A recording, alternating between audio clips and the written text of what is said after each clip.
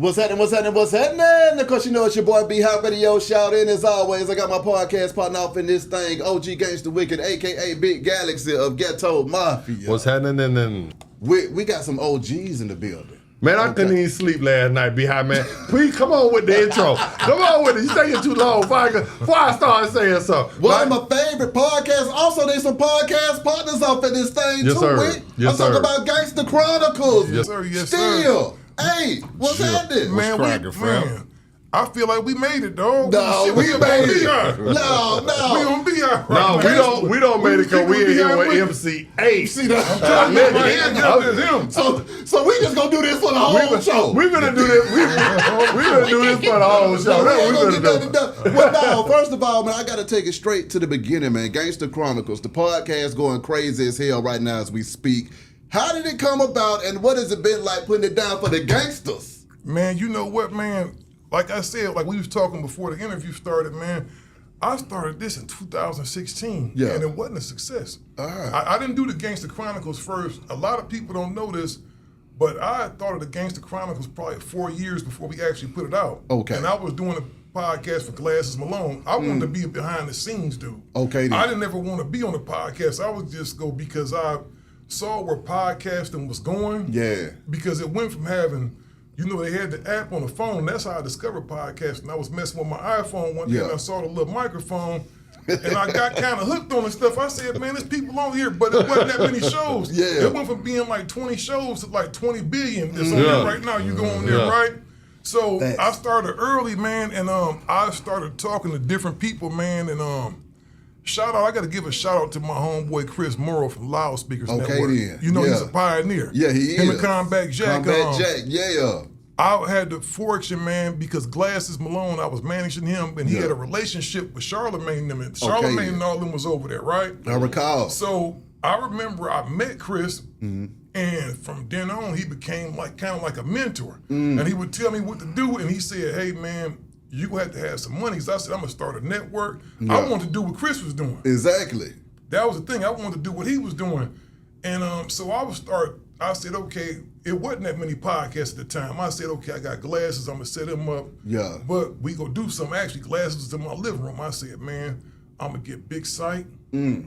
Rest in peace to homie Big Sight. Yes, sir. I said, I'm gonna get Big Sight, because me and him was running real tough. Yeah. And I'm gonna put a podcast together, man. It's gonna talk about gangster rap music and its impact on the environment, you know, and how it coincides with the streets. And first of all, I don't like calling it gangster rap because it's reality rap. That's Absolutely. You know what I'm saying? So I wanted to do, you know, a show just, you know, highlighting the urban plight, right? So, you know, Big Sight died. Yeah. You know, he passed away. Yeah. That kind of, it didn't put a damper on me. So then I started thinking, I saw some guys, I don't want to say their names, but I saw two cats, right, that I had in mind for. We hooked that up. Letting this come, you know, later on, and the three of us started off together. At that time, I was thinking about moving to Atlanta because I got a love affair with this city. It goes back many moons, right? Yeah. So I was gonna move down to Atlanta, so I was gonna get the show set up and everything. So I brought a third person in, and y'all know how it is dealing with people sometimes, man. Dealing with people. Well, I know it. Well, one of the guys, he had told me from the jump he was gonna have to go do some time. He was gonna have to go do some time. Yeah. So I knew he was leaving in 6 months. The other guy I had was so green, I couldn't do it. But the other dude I brought in, I have nothing but love for them dudes. You know, we wasn't friends, it was all business. Yeah. It was business. So one of the guys, man, started kind of becoming problematic. When COVID hit, he just stopped coming. He just stopped coming, so I had to step in. Yeah. Because the other dude was in jail. Like I said, my one dude was real hella green. Yeah. You know what I'm saying? Doing the best he could. He was doing a good job, had a name and stuff, but he just wasn't ready to control that MIC all the way right. You know what I'm saying? So we went and did that, man. Fast forward, because there's a lot of stuff that happened in between there. These different research departments that start calling us, like Spotify called us, another company called Benstown that reached out. I know about Benstown. So I told y'all about Chris Morrow earlier, right? Yeah. And my boy Glasses Malone, who you don't have, you know. Yeah, I know Glass. The same seats, man. Yeah. One of the things that had happened was he had told me, he said, bro, you know, I think Charlamagne want to fuck with y'all. And I was like, for real? Yeah. And I try to temper my excitement when certain stuff happens because after you've been doing this, you see these grades, man. These grades, these some scars up underneath the grades. You know, as you get them calls, you be ready, man. You be excited, and you know I call people, man. We about to get this and that, and then just crickets. Yeah. Come on, Right. man. So I was trying to be cool about it, and I was like this. So, you know, people calling, man, and then it took about probably like 6 months to get the deal done, dog. You know, them waiting on them deals to get done like waiting on the baby days, Exactly. man. Because you don't know what's gonna happen. You like, are they still in it? Because they just go silent on you. Yeah. Yeah. And then they called me one day and they had the head dude on the phone. They had the head guy on the phone. He said, you know, we'll get this done. The contract is in y'all thing. And we've been rolling since then. I'd been thinking, even before then, about putting Eiht in the show. I had Eiht come in and do a camera test. He didn't know it was a camera test. It was an interview / camera test. Because I wanted to see how, because I know he can speak. He knows he's one of the best rappers in the world. So of course he can talk, he can communicate. But I wanted to see how he got along with the other dude I was potentially talking about because they from opposite sides of the track. So I thought about that, man, but then all the stuff, you know, the world shut down and all this stuff started. So we never got to quite get it going at that time with him. But then me and Charlamagne was talking. I said, okay, this gonna be the perfect time to bring him in because the other dude, he was finally gone. You know what I mean? So I said I could make this move right now. And Charlamagne had told me, he said, man, I think y'all need a rapper on the show. I said, that's right, because those dudes were hip hop ignorant. Yeah. Didn't know I was the, you know, hip hop thesaurus on the show, right? Exactly. So he said, I think y'all need a rapper on there. And I was like, man, God, please don't let him say one of these dumb mother suckers from out, you know, because dealing with people is hard, right? He said, man, I really like that dude MC Eiht. I said, thank you, Jesus. Because one thing I learned in this business, man, 30 years, you can't fight the money all the time. If they want to do something, dog, you gotta, I think you're brilliant. That's how you keep getting the check. Whatever you want to do, you cutting the check, man, we gonna get on here whoever you want, as long as you can pay for it. He call it tap dance. You gotta tap dance, dog. You know, to an extent, man, because my vision of the show, to be honest with you, man, like my vision, man, Gangster Chronicles is supposed to be a show that's passed on. I want this to be one of the first podcasts, man, that lasts 50 years. And run it like how Johnny Carson. Yeah. You know, this night show with Johnny Carson, you got different people. And you know, you evolve. You know what I'm saying? You gotta evolve, man. You can't stay stagnant. Exactly. So that was my thing, man, to bring real qualified people, man, to discuss this this genre, man, of gangster rap is real misunderstood, man. But you think about it right now, gangster rap is still running the scene. Think about music as reality rap, right? That's right. Think about the genres that spawned from gangster rap. All of it, crunk, drill, trap. You talking about the streets, man, that's gangster shit. Come on. Come on. That's gangster shit. So it ain't, I don't separate it. You know, what people call it, the colloquialism for it, a certain region may have for it, it's gangster rap. That's right. When I heard the Ghetto Boys, I went crazy just like I did when I first heard CMW. I said, oh my God, they talking about the same shit that, you know, I see outside. Come on, man. Still, I got to ask you this, though, man. I mean, on the business side of things, what has it been like being an entrepreneur through this digital age and with digital media? Man, I'm gonna give you the short thing of it because it's a lot to it, and the business is changing every day. It's changed exponentially from the first time I talk about 2016. Because I thought all I was gonna need, I said, well, I got a Pro Tools. I'm gonna get that and a couple microphones, and we gonna go get a little room. We just go chop it up. And I was talking to one of my publicist homegirls. She said, well, what's the show about? Yeah. And that really forced me to think. I said, man, I gotta get the mission statement for the show done. The synopsis done for the show.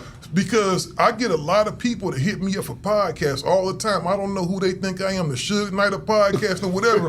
But I'll be in the mall, and it's like, it remind me of the music, because I was A&R at one time. It remind me of music. Man, I got a podcast, man. Go check them. The first thing they lose me at is when they tell me to go to their YouTube channel. I say, bro, that's not a podcast. It's cool, and I can appreciate what you're doing over there. I'm not doubting it, because YouTube is starting to become a major player in the podcast. It's one of the most listened to platforms. But I said that audio is going to get a company like an iHeart or Spotify to invest into what you're trying to do, right?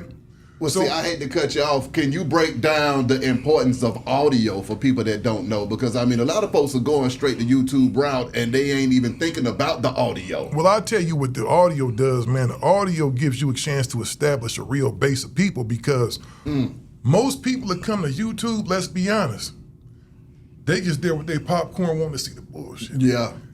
Just because you got a show, you might have I've seen brilliant shows on YouTube that may only have 500 views, but it's the most brilliant stuff I saw. Yeah. You are at the mercy of the algorithm. That's true. If YouTube is not suggesting your video, you are not going to get views. Exactly. And YouTube is only going to give you a snapshot of the people listening to your show. The thing with audio, we can determine what type of device they listening on, which gives you a little play into their income. Yeah. Oh, dude, he listening on the new iPhone 15. He got some money. Yeah. Because that's what advertisers want to hear. Okay. That's what advertisers. Yeah. Advertisers, they want to hear what kind of demographic. Yeah. It could break it down the streets now. It's so cold. And the thing with audio, when people are invested in your show, they're going to come and tune in. They real fans. Yeah. Anybody to go take the time, because if a person got to go through more than 3 steps to get to your app or to what your show is, you lost them. Yeah. They want to just be able to pick up their phone and do this right here. But if they take them extra steps, let me find Gangster Chronicles. Let me subscribe to it. That means they want you to hear them. Their audience retains a little bit more. YouTube is like this. Answer me this still. For somebody that wants to get into podcasting that don't understand the audio side of it, can you let them know, generically speaking, how much money are they missing out on? Because, see, that's what make them go where they need to go. They're missing out on a lot of You see money what I'm- because I'm going to tell you, what's the CPMs on YouTube now? They range from anywhere. They could be $14. $14, sometimes $40, depends on the 40. genre. The thing about the audio, I believe Joe Rogan. I don't know Joe Rogan's business. But I would guess he's getting a $75 CPM. But people don't know what a CPM is. CPM means cost per mil. That's right. So for every 1,000 downloads you get on something, you get a fee. And the higher those downloads go, the more that fee can escalate. Exactly. So you think about it. Let's say they paying Beehive $100 CPM. And you getting 100,000 downloads. You getting 100,000 downloads every week, right? Yeah. You can make serious money because Charlamagne told me that one day. And for all my family out there, that don't mean I'm rich. Y'all hit him up tomorrow. That don't mean I'm rich, man. Because checks. Hey, because I don't know, y'all saw the homies get down in minutes. I don't need them standing on me like this. And they gonna be telling his ass, I need some help. You need some help. And that's the biggest thing, man. It's a lot of work, and it costs some money too, dog. Yeah. If you really want to do it the right way, don't get me wrong.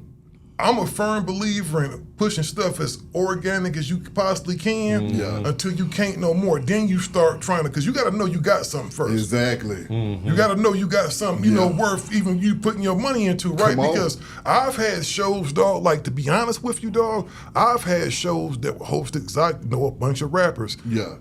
That, I'm thinking like, man, this dude got platinum records. This about to crack off. And you get that stuff back, that report don't lie, man. The goose eggs all across the thing, you know what I mean? It's like, man, this ain't gonna work. But you have to, the whole key thing to it is being patient. You have to be patient, man, and you gotta work, man. It's a lot of work, man. And the thing is, it's a grind, dog. It's like, it's more than just, I think people that listen to the podcast, they think that we just show up on whenever day we do the show, just sit here and talk some shit and just go home. There's a lot of planning to go to it, because our show is a long form conversation. And you have to remember, you're measured on everything on audio from your listening time. How long people listen, because you can have 1 million downloads, but if they only going there listening for 2 minutes, an advertiser ain't buying that. He gonna say, man, who gonna hear the show? They're gonna be gone by the time our ad come up, right? Come on. So you have to really know what you're doing, man. You have to really know what it is you're getting into. A lot of people, if they're not getting that immediate, we in the era now of immediate gratification. If it's not happening now, it's not, oh man, I'm wasting my time. I'm going to switch to something else. That's what people do. Let me turn to something else. Exactly. And that's how we really won, dog, because we didn't start off just, it was cool.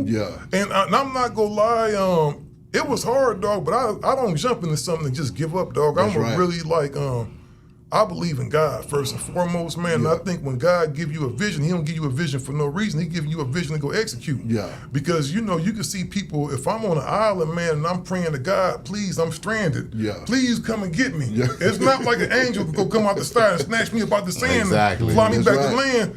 I might pass some rope.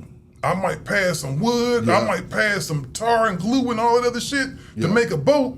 But if I'm steady sitting up there, God, I'm telling you to save me. He telling you, man, I don't give you all the tools you need around. That's you. right. You feel what I'm saying? And I figured with my network of people, man, that let's make it happen, man. Exactly. Hey, Yo. the hood took me on the Compton Most Wanted. Yes, sir.